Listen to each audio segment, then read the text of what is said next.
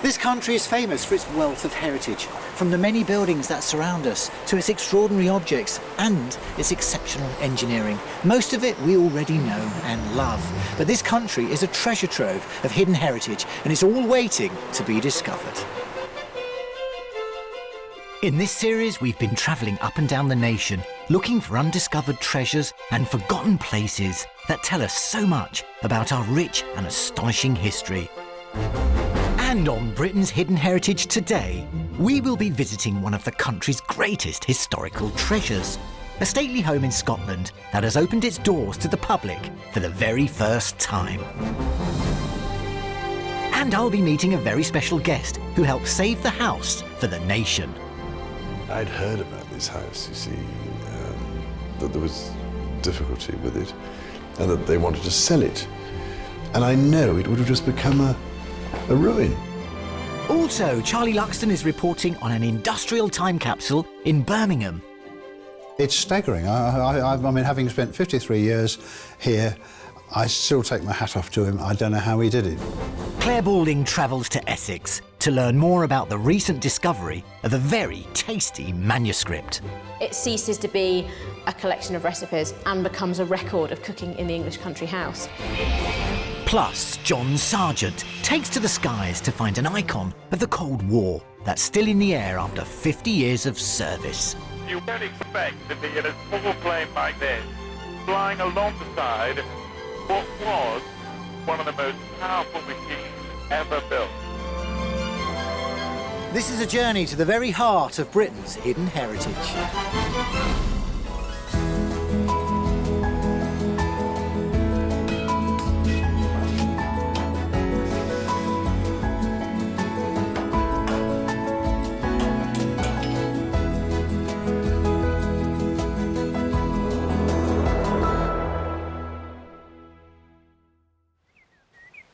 Sitting over the River Lugar in East Ayrshire, this picturesque Georgian bridge gives you an indication that somewhere along this unassuming cart track, you're going to find something simply magical and quite special. But even this chocolate box location cannot prepare you for what you're about to discover, and what can only be described as one of Britain's most remarkable heritage secrets, Dumfries House.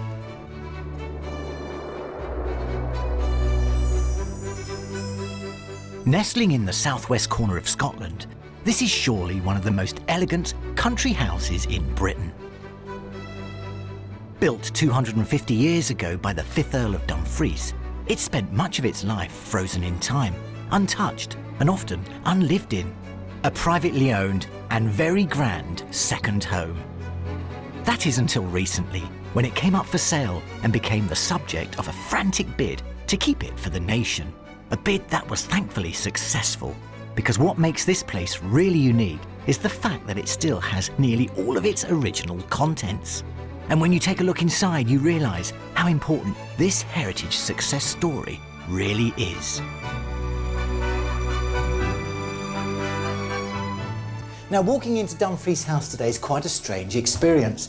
Unlike many other such country seats that have been remodelled, redecorated and refurnished over the years, very little has taken place here. Now, I've just come in through the side door, the servants' entrance, and if I was to bump into the 5th Earl today, he would notice exactly the same furnishings that he originally purchased for this place back in the 18th century, and it's still where he left it. And so influential was the 5th Earl's taste and wishes that over the centuries, subsequent residents have hardly dared move or replace the contents. Even some of the original carpets are still on the floor. For the last 3 years, Dumfries House and its unrivaled collection of furniture have undergone a major restoration, bringing the place back to the condition it was in when it was first built. Because after 250 years, as a sleeping beauty, it has just started opening its doors to the public. In fact, the whole house has a wonderful feel about it, and for me, well, it feels like I've just personally stepped into an atmospheric photograph that's been immortalised. It's quite incredible.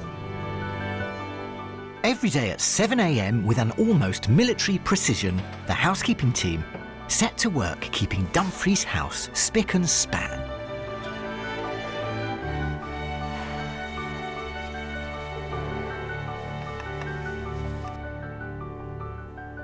Now, here's a sound you don't hear that often. This is a sound of the 18th century.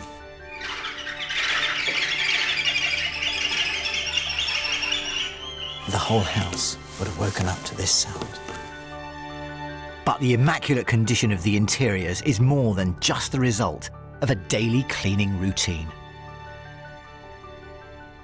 How has the house managed to stay in such good condition over the last 250 years?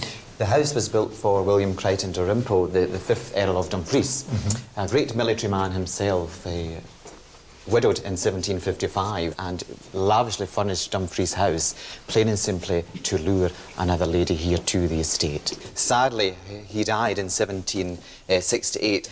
The house was then later passed on to his nephew, Patrick, the 6th Earl of Dumfries, who lived at Dumfries House for a further 35 years. Yeah. I have to But say. it really didn't have an awful lot of wear and tear, basically. Not at all. No, not at all. Not daily use. No, in the part of the 19th century, the early part, the house was entrusted to 311 servants under the direct charge of a very formidable housekeeper.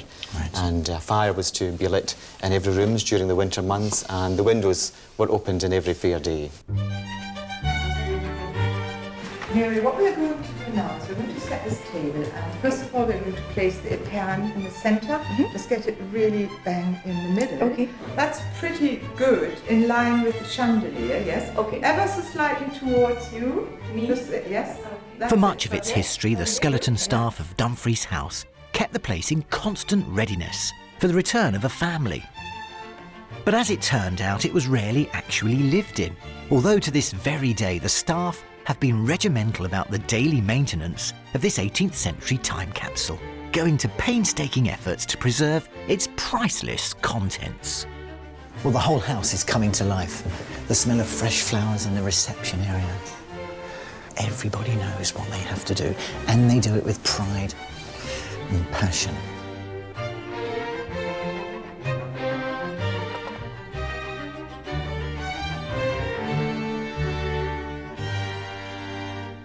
Country houses, such as Dumfries, relied heavily on artisans and small industries to keep them running, from the famous furniture makers down to the people who made the candelabra that graced the grand tables. And to discover more of that rich manufacturing past, reporter Charlie Luxton has been to explore our industrial heritage in Birmingham.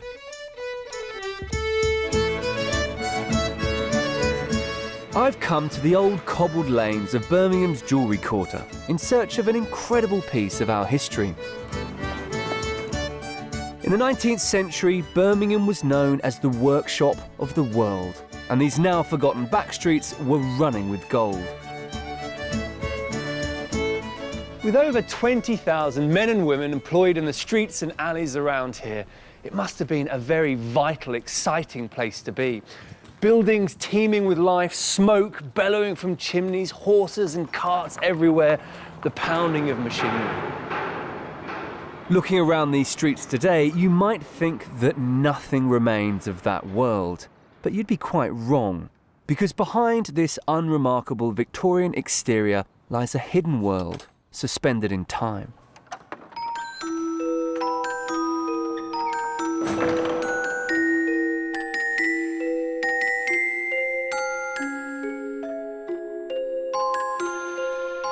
And it was into this hectic industrial world that 19th century metalworker Jenkin William Evans arrived.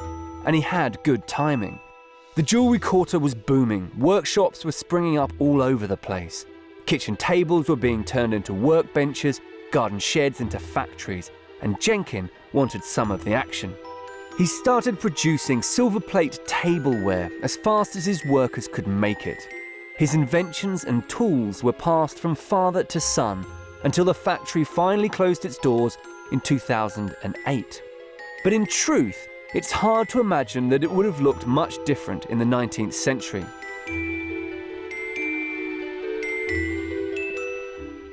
I've come to meet Jenkin Evans's grandson Tony, who also spent his entire working life in this extraordinary place. So what exactly did you make here? We made items for a high-quality table, things like sauce boats, sugar casters, candlesticks, candelabra, things All of that which would posh adorn stuff you'd have on a lovely, yes, and lovely dinner service. The business was in its heyday in Edwardian times. Is this what I'm seeing, this stuff behind you here? Yes, we've got a decanter label here. This one is made in copper. This is a copy of one which produced probably around about 1830. So this is the kind of thing I would see in my grandparents. You'd have a nice chain around that, hanging around the neck of a cut glass decanter. Yes. And if it was silver, of course, you'd have a better hallmark as well. So why does the factory look the way it does? I mean, why are there just thousands of tools everywhere? Because my grandfather was producing about one new design a day. Year on year on year. Was that unusual? Because, I mean, that seems like an incredibly prolific output. It's staggering. I mean, having spent 53 years here, I still take my hat off to him. I don't know how he did it. I feel as if I've been transported back in time. I can sense the past and vividly picture the world these people lived in. The factory's made up of adjoining terraced houses that Jenkin Evans bought and converted as the jewellery business expanded. It was in these houses that Jenkin Evans and his family lived as well as worked. Even his children were born here above the shop floor. There's no doubt that Jenkin was an extraordinary man, and it's now my chance to turn the clock back and see his machines come back to life. Barry Abbott's learned his trade here at J.W. Evans. He's agreed to come back for the day and show me how to make a bit of traditional tableware. And so what are we going to make today? Today we're making wine labels. Okay, so what's the start of that process? Well, basically we've got to get the blank. Yep. This has already been set up. Really. Okay. So we're going to make some blanks. Yep. So we can stamp them. So this is the first, this is the raw, this is our raw material. Yeah. And what's this, what is this? This is nickel silver. Nickel silver. How many of those do we need? If we do about 3. Okay. That should be enough.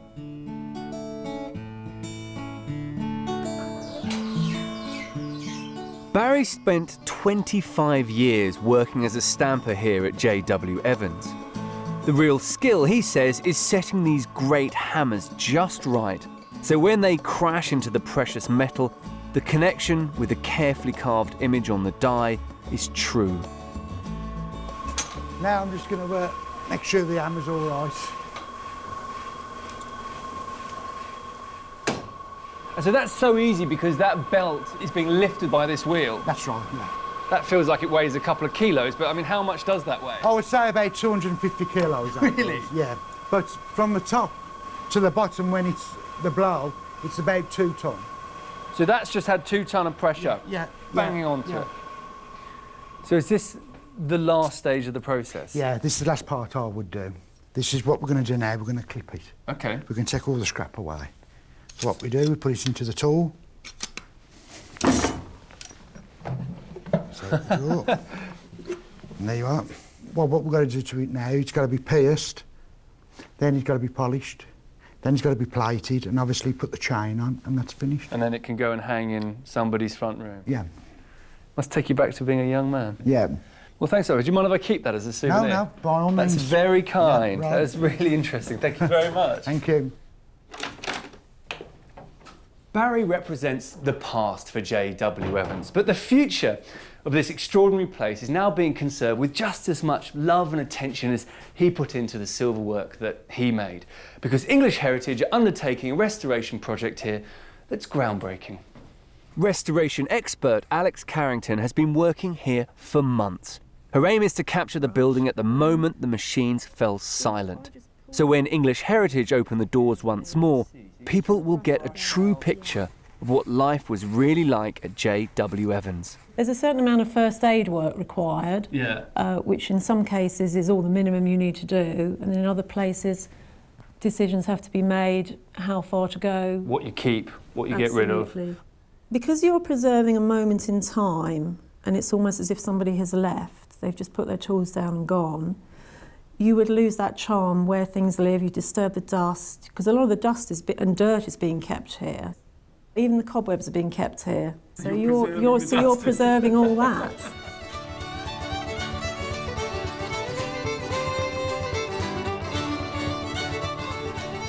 So much of our industrial heritage is gone, and it's easy to understand why.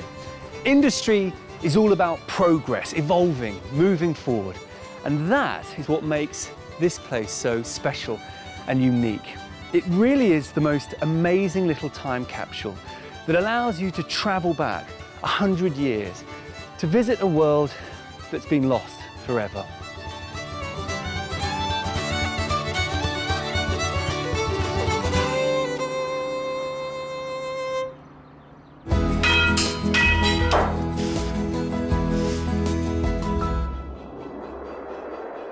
Back at Dumfries House, I'm keen to find out more about the structure of this beautifully designed country home. The 5th Earl of Dumfries, who built this house, certainly had his finger on the pulse when it came to fashion. He nabbed young architect Robert Adam and gave him his first big commission. And together with his older brother John, they completed the main build of this place. They oversaw the work and they got it done on time and on budget for the princely sum of £5,847. Now, in today's money, that equates to around about £500,000, which is absolutely astonishing. But just what is it about the Adams style that many still find so captivating? I met up with the head curator of Dumfries House to find out. This can't escape anyone's notice. This is all about proportion and harmony and symmetry. And in fact, if you look at the plan itself, you could literally draw a line in the middle, fold it over, and the two halves would be completely identical. It's beautiful. It's absolutely beautiful. This local stone has weathered so beautifully. It's amazing. It's softened, especially in this light with the sun on it. It's remarkable. Yeah, consider 250 years of Scottish weather, wind and rain. This is facing south, so it gets a good beating. It gets the sun, it does get a good beating, doesn't it? But I tell you what, it looks absolutely beautiful. I can't believe how tight those joints are.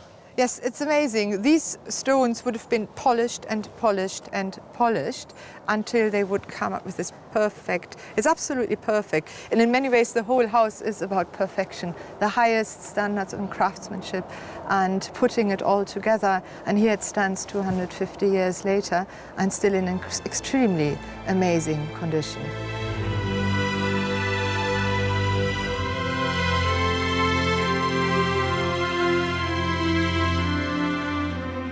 Dumfries House itself may look almost exactly as it did when first finished, but restoration work on the estate is a never-ending challenge.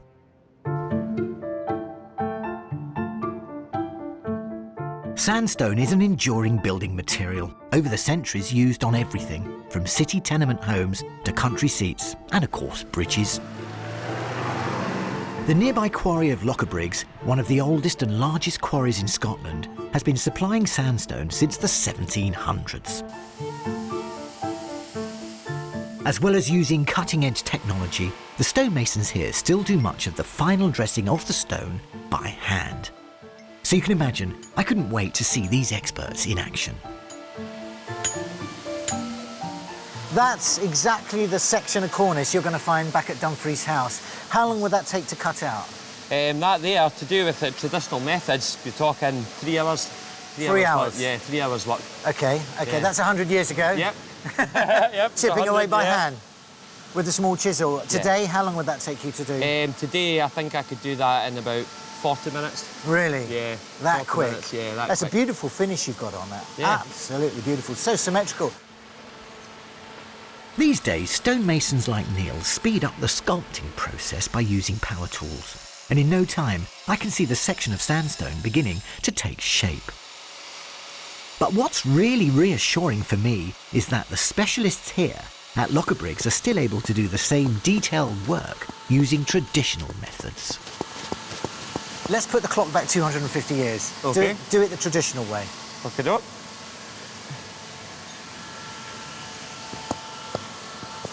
Anyway, it's like working with a piece of wood. You follow the grain so it doesn't split along. Yeah, it's much the same. Yeah, it's much the same. Is this a skill that's dying out? Yes, it is, I'm afraid.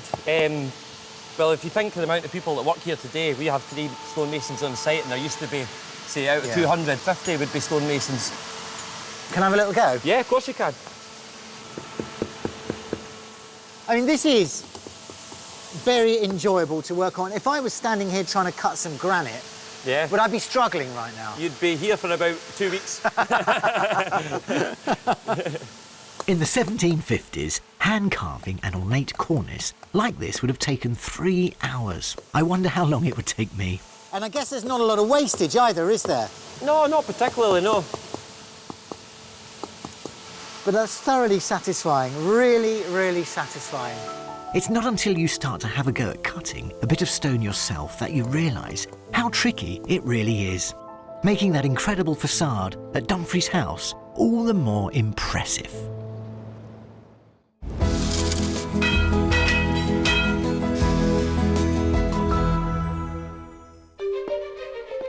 Still to come on Britain's Hidden Heritage, I'll be taking a closer look at Dumfries House's unrivalled collection of furniture, including what is thought to be the most valuable bookcase in the world. The Prince of Wales tells us why it was so important to save this house for the nation. There are so few houses left now which have their original furniture, everything designed for that house.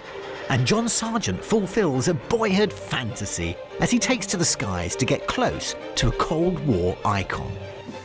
When I was a kid dreaming about Vulcans and being a Vulcan pilot, and here we are in this cramped space. It's a childhood dream come true. But first, Claire Balding is off to Essex to investigate a culinary discovery that takes us back 130 years. This is Audley End in Essex. It's one of the UK's finest country houses and a monument to Jacobean magnificence. It has over 120,000 visitors a year. But what none of them have ever seen is a piece of hidden social history that's come to light in the most extraordinary way.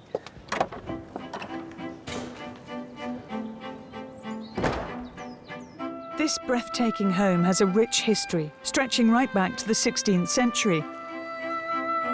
During its lifetime, the site has been a monastery and royal residence. But the discovery I'm here to learn about relates to the 1880s, when Audley End was lived in by the 5th Baron Braybrook and his clan. The Braybrooks were an important landowning aristocratic family of the late Victorian era. They were also well-known socialites who loved to entertain. When a historic gem was recently unearthed, shining a light into how this upper-class family wined, dined and socialised, I just had to investigate. But the secret I'm searching for isn't to be found in any of Audley End's stately rooms or in this imposing great hall. It's to be found in the kitchen, the heart of every home. The discovery is a collection of Victorian recipes that were written in the 1880s. The author was one Avis Crocombe, the cook who prepared the finest foods for the family upstairs. Amazingly, she took the trouble to document her culinary creations in this ordinary-looking but utterly remarkable book. But historians at Audley End were unaware of its existence until 3 years ago. So, Annie, how was this book discovered? We had a phone call from a gentleman called Bob Stride, who is descended from Avis Crocombe's husband's brother. And he rang us up one day, said he had this cookbook. It had Avis Crocombe Audley End written in the front of it, and were we interested? And on further investigation, we realised what it was. And once the screaming in delight had died down, we obviously accepted it with just... It was a mind-boggling moment, actually, when we just thought, how could this happen? This is brilliant. Because we know who used it, we know where it came from, we know where Avis Crocombe was cooking, that makes it really important. It ceases to be a collection of recipes and becomes a record of cooking in the English country house. This handwritten leather-bound manuscript was brought in 2008, contained within it nearly 150 examples of the dishes created by Avis for the Braybrooks' many banquets. And it's all handwritten, obviously, sort of faded to brown if it ever started off as black. and written almost like a mini essay. You know, you're used to seeing recipes done with measurements at the top and exactly what one needs for the ingredients, and then a description of how it's done. Cookbooks at this time didn't usually have ingredients. You'll see at the end there are some recipes in different handwriting, which are probably either sort of interwar or possibly just after the Second World War, and they are much more what we would think of as conventional recipes. So they have the ingredients listed first and then the methodology. As cook, Avis Crocombe would have been an important person in the running of Audley End. She'd have been responsible for all aspects of running the kitchen, working directly with the Braybrookes when planning the menus. She is able to do the accounts for the kitchen. She not only knows cooking, she knows preserving, she knows how to run a household. She is somebody who today would be regarded as a ferocious businesswoman. So the responsibilities for a cook in a large country home in the 19th century included more than simply looking after the food. Her scullery maid is 17, her oldest kitchen maid is 25, so she's looking after an entire kitchen full of hormonal young women whose only thought, in some cases, is to get married. So she's also having to look after, almost be a sort of dormitory mistress, if you like, for a lot of young girls under her charge who left home when they were 13. To help me get a taste for the 1880s, Annie's preparing a variety of sumptuous dishes for me to sample, all made following the recipes exactly as laid out in Avis Crocombe's cookbook. Among the delights will be gâteau de pomme, made with nonsuch apples grown on the estate. And according to Avis, these should be stirred without quitting it until it forms a very thick and dry marmalade. We'll also be sampling Windsor sandwiches with ox tongue filling, not so fashionable nowadays, can't think why, and almondine cake, which, going by the recipe, should be filled with apricot jam or whipped cream or fruit, according to taste. Before I'm let loose on her creations, I want to learn more about the eating habits of such a large and affluent household. Lucky for me, a daily account exists detailing every meal eaten at Audley End. So, Andrew, what have we got here? What we have here, Claire, is a consumption book from the 1870s, which is just a few years before Avis Crocombe came to Audley End, and it lists all the meat and other produce that was consumed by the family and servants. And if you look here at the first page here, we have on the Sunday beef and mutton, £29. And they're having two different meats today, beef and mutton or beef and pork, and then you've got hares, rabbits, pheasants, partridges, turkey, chicken, all the rest, ducks. You would have had all the main courses, of which there would be several at the same time. So it was very different than the sort of table used to today, where you get brought different courses one after the other. It was a case of everything there at the same time. Audley End's meticulous records may tell us what produce was eaten here, but it's Avis's cookbook that allows me to discover how that food would have tasted. Annie has finished preparing her banquet of dishes from the recipe book. And joining me is Bob Stride, Avis Crocombe's great-great-grandnephew, and the person responsible for unearthing the cookbook. Is there any tea, Andrew? There is. Shall I do the honours? Yes, I'd love you to. Thank you very much. What we see in front of us now is bang on what was in Avis's cookbook. Yes, it is amazing, but I've never actually made anything from it. What else have you learnt about Avis? I found that she actually married my great-great-uncle in 1884, and they then left the estate and took up a residence in London and started a boarding house. So they left behind this sort of domestic life.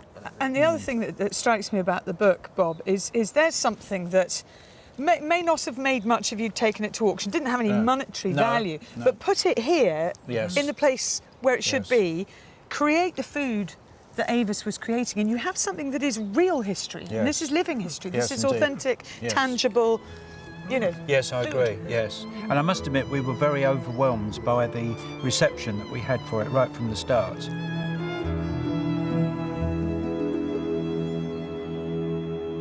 I feel as if I've really got to know Avis Crocombe during my time here at Audley End, not because I've looked at photographs or portraits of her or read a diary of her innermost thoughts, but because I have seen and sampled her work.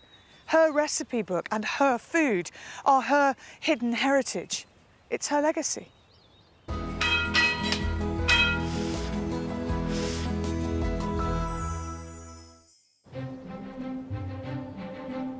Returning to Dumfries House, my tour of what must be one of Britain's greatest heritage secrets continues. Walking around the building, it's impossible not to get swept away by the sheer quantity and quality of the opulent interior decor. These were made by Edinburgh carver William Matthey, a man working at the top of his genre. Incredible detail. Now, what you've got to remember is making a mirror back in the 1750s was an extraordinary task to get the hand-blown glass this size, this flat, and then it had to be hand-ground and polished. One mistake, and that mirror would just crack, and the whole process would have to be repeated. And then you had to get the mirror here by horse and cart over all those potholes from Edinburgh. One very nervous delivery man. I would imagine this mirror would have been wrapped in a bed of hay and boxed securely. Still, I wouldn't like to do it. The Earl of Dumfries, who bought and commissioned the furniture here in the middle of the 18th century, certainly surrounded himself with the very best, including works by perhaps the greatest ever British cabinet maker, Thomas Chippendale. Thought of as the Shakespeare of the furniture world, it's estimated that around 600 authenticated Chippendale works still survive. 50 of them, with their original bills of sale, are here in Dumfries House.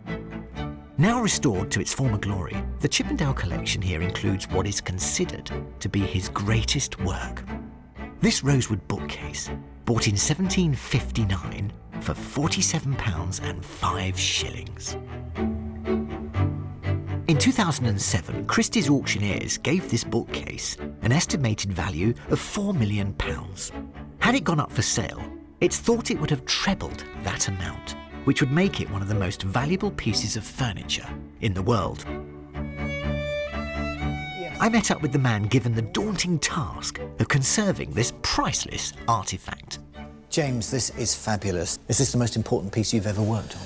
Oh, definitely, yes. Was it frightening? It was pretty scary at first. It took me about 2 days to settle down to get into it. And you had to do it all on site. There's no way you'd want to move that, is there? If you moved that, I mean, that front door there is a massive piece of oak. If you put that in a different climate, that could have warped and twisted and split. And it's lovely, isn't it? It's gorgeous. Beautiful choice selection of the grains. This lovely Cuban flame mahogany sort of flaring out. Can you pull open a drawer? Can we have a look at some of the sections of dovetails? This is a brushing slide drawer, as you know. So this is where your clothes would be put to brush them down. And also wealthy gentlemen love to have furniture that did things. Things came out, you know, full front bureaus and all sorts of things, little secret drawers. Yep, that's exactly it. I mean, look at the action in that. That is as good as it was made 250 years ago. Slides perfectly. Absolutely gorgeous. And what about the carvings? I know you are a master carver. Well, one of the best in the business. I wouldn't go that far, but you are. You wouldn't be allowed to work on this otherwise. Well, that's true, I suppose. There's about 60 patches in the cornice. A lot. Of course, this I won't touch it because you don't want to touch the gold. But this piece of wood here, for instance, it's not thick enough. He's had to glue bits of wood on, and the bits that had been glued on dropped off and got lost. Up in the basket up there, there was an awful lot of leaves that stick out, which had got caught and broken off and disappeared. Well, I can't tell the difference between your work and... Well, there's some pretty massive bits of wood in there, I must admit. When Christie's came to the house to catalogue this piece of furniture, they implied this was possibly the most important piece of furniture they'd ever come across and the world's most expensive.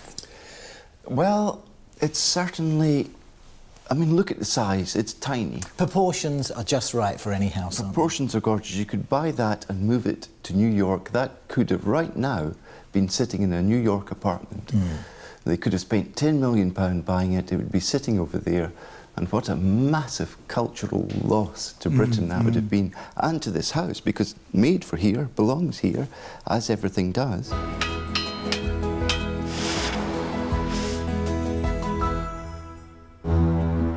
Now on Britain's Hidden Heritage, former political correspondent John Sargent reveals his personal passion for an iconic aeroplane that dates back to the Cold War.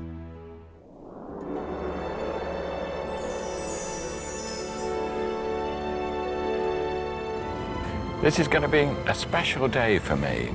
I'm going to fulfill a childhood ambition. When I was a kid, lots of us were keen on spaceships and rockets and flying saucers, but I was crazy about aircraft. And one plane in particular caught the imagination of almost every schoolboy in the country. And that plane was the Avro Vulcan bomber. This Vulcan, the XH558, is the only one in the world that's still capable of flying. I'm going to be allowed to take to the skies to fly with the Vulcan. I want to relive the excitement and passion I felt about this plane when I was growing up. I'll be helped by a brilliant volunteer team who formed a charitable trust to save the plane and get it back into the air. It's been a labour of love against extraordinary odds. And it's that passion for the plane which has made it possible to have this version, the only one of its kind in the world, still flying. It's an amazing story. So when you first came across this plane, what condition was it in? It was nowhere airworthy. There was a lot wrong with it that we needed to work on to get it to the stage where it would receive the approvals to fly. It took Robert and his team of over 20 skilled engineers more than 2 years to strip this enormous bomber back to its airframe. It had to be rebuilt from the ground up. Around 800 separate components were overhauled. Thousands of individual tasks turn it back from a museum piece to a flying aircraft. So what was the secret of the success? How did you manage Sheer determination, perseverance, never say die. Finally, 14 years and £7 million later, Vulcan XH558 once again took to the skies. But there's one part of this plane that hasn't been restored to full working order. This is the bomb bay. This was designed to carry the British nuclear weapon. That's where the bomb, the great big nuclear weapon, sits here. Would have sat, yes, that's right. Yeah, that's incredible, isn't it? And there it is, the dark side of the Vulcan. The dream plane built to unleash a nightmare. But what was it like to be the pilot and have that responsibility? I'm meeting John Tye, who was ready to get airborne at a moment's notice and prepare for an attack. We would get the tannoy message, and the tannoy message would say, "Attention, attention, this is the bomber controller for one group only, readiness state 1-5. That meant we had 15 minutes to get airborne. And did you know at that point, once the tannoy went, did you know that it was a real alert, or did you think it was an exercise? We had no idea. So every time that the tannoy went, it could have been for real. You were in a position not to order an attack, but to take part in an attack which could kill tens of thousands of people. Yes, it was horrifying, but I used to think that only we would have to do it if we were attacked. Between 1957 and 1969, the Vulcan bomber and crewmen like John were primed to do their duty and retaliate. Thankfully, the attack never came, and John never dropped the bomb. But he did come face to face with the reality of this terrible responsibility some years later. My wife and myself were on holiday, and a young girl came to talk to me, and she said, "I noticed you were talking English, and I wanted to practice my English." So I said, "Where are you from?" And she said the name of this town in Russia. It was my primary target, and it rocked me back on my heels. I could not believe that here was a person from my primary target, which I thought was barracks, airfields. I never thought of it as people. And here you've got a beautiful young woman talking to you, and you suddenly realise, all these years later, you've got this lovely person who you might have obliterated. And that really shook me to the core. In 1969, the RAF handed over responsibility for the nuclear deterrent to the Navy's Polaris submarines. The Vulcan's service life was coming to an end, and in 1993, the last one was sold off. But now the Vulcan's back. I'm keen to get flying, but I can't resist the chance to look inside to see the heart of the beast. This would not have been allowed in the 1950s. When I was a kid dreaming about Vulcans and being a Vulcan pilot, and here we are in this cramped space. It's just, yes, it's what it should be. It's difficult, it's complicated, it is. It's just, it's a childhood dream come true. Finally, the moment has come. I never thought this would happen. Parachute on. I'm going to fly wing to wing with the plane of my dreams. It's going to be a tremendous trip. And that noise you hear, that's the noise of the Vulcan. It is the Vulcan roar. In a small plane, up close and personal, I'm going to see aviation history played out in the skies. We're right over the Vulcan now, and we can see it on the runway. Blade 5, happy for you to slam as required. It is about to take off. The Vulcan is starting to move along the runway, picking up speed, and it's taking off. It's going up.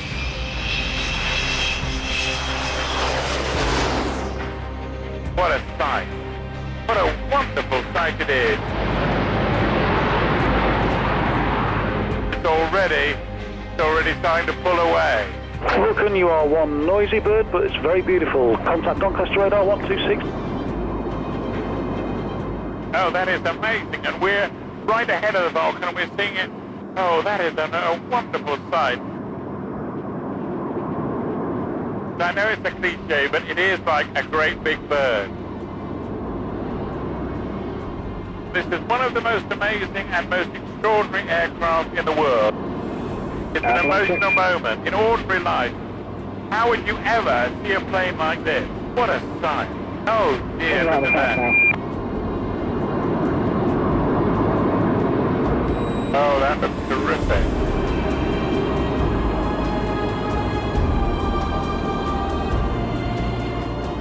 Fabulous patchwork of Britain. One of the greatest planes in the world, which does happen to be, okay, let's be proud of it, happens to be British. And off she goes. Off she goes. Wow, look at that. Now she's showing a real speed. And we can see the Vulcan just roaring away from us, right up into the sky. What an amazing experience that was. You don't expect to be in a small plane like this, flying alongside what was one of the most powerful machines ever built. And it looked so beautiful.